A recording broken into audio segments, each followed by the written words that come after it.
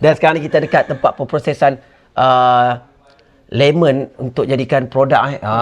Ni antara inilah apa pameran-pameran produk yang dihasilkan. Tapi tuan, saya nak tanya, produk yang pertama tuan hasilkan apa dia sebenarnya? Okey, kita masa tu kita buat banyak. Awal sekali saya buat minyak urut. Kita dah hasilkan minyak urut pada selepas kita buat penanaman. Sebelum tu kita dah buat dulu. Kalau kat sini sejak 2010. Ya, asal 2010. Lepas tu kulit lemon, okey, dia neutralkan pada kulit, dia protect pada kulit. Oh, macam vitamin. Ya.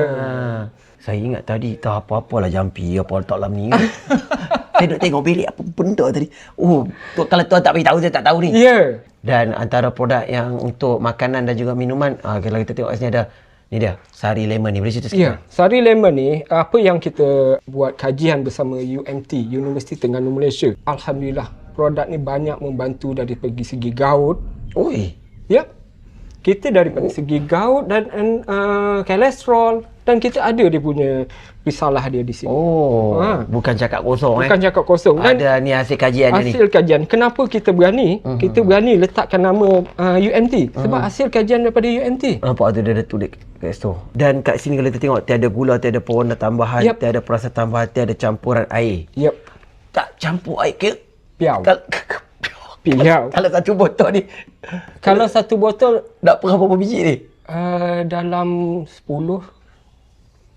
Bayangkan 10 dengan value shilling yang rendah di pasaran. Kalau kita beli 10 biji tu dah around dekat RM20 rasa saya. Lebih. Betul. Lebih. Nak perah lagi baru. Ya. Banyak kerja. Lepas tu kalau perah sekali, simpan dalam peti ais. Betul. Berapa lama boleh guna? Busuk. Betul. Lemon ni sebenarnya dia kalau nak pakai sweet tu pakai sampai habis je. Yep. Jangan pakai lagi simpan separuh je nak ambil pula. Konsep dia mudah. Tak perlu perah. Kalau produk makanan pula saya tertarik dengan ni dia. Lemon masam manis. Sebelum ni kalau kita beli di pasar raya, di kedai luar, biasanya kalau kita guna di luar kulit limau. Kulit limau kering. Tapi ini adalah kulit lemon. Tuan rasa? Tadi saya dah rasa dah sikit sebenarnya. Saya tertarik dengan ni. Bau dia? Bau dia wangi. Wangi.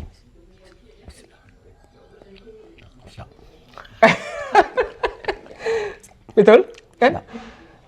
Cuba tuan cari di Google ataupun cari di mana untuk pasaran Malaysia. Rasa saya belum jumpa lagi kot kulit lemon. Kulit lemon yang makan macam ni. Yep. Okey, rasa dia lemak manis, bau dia sedap. Jauh beza dengan kulit limau kering tu. Yep. Memang banyaklah produk dekat sini.